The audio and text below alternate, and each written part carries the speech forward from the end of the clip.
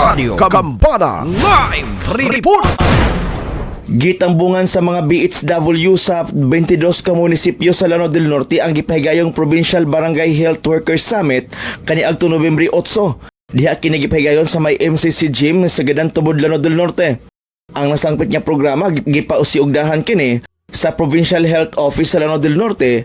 Diin gitambungan nila Vice Governor Alan Lim ug Board Member Christy Navarro Atay, ang Chairman Committee on Health. Samtang nahimong pinasidunggang bisita si Dr. Steffi Grace Inon, ang Local Health System Division Chief sa DOH Region 10. Anausab si DILG LGO 4 Lindaw ug mga taga MHO kun Municipal Health Office sa matag munisipyo, ingon man taga Provincial Health Office. Sa mensahe ni Board Member Christy Navarro Atay, gipasalamatan ni ini si Governor Angging sa iyang dakong suporta sa health sector. Gisaysay usab ni ini ang mga programa sa probinsya para sa mga hospital ug ang mga bag-ong equipment o mga aparatos nga ana-ana sa mga hospital diin makatabang sa katawhan sa probinsya. Gipasalamatan usab ni ini ang mga health workers sa ilang dakong kontribusyon ug tabang sa natad sa health sa katawhan sa Lanao del Norte.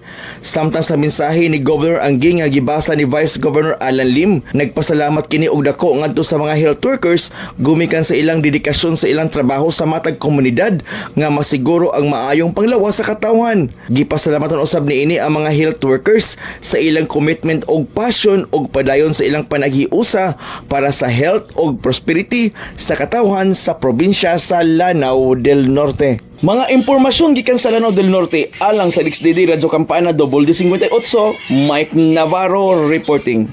Radio Kambana Live Report.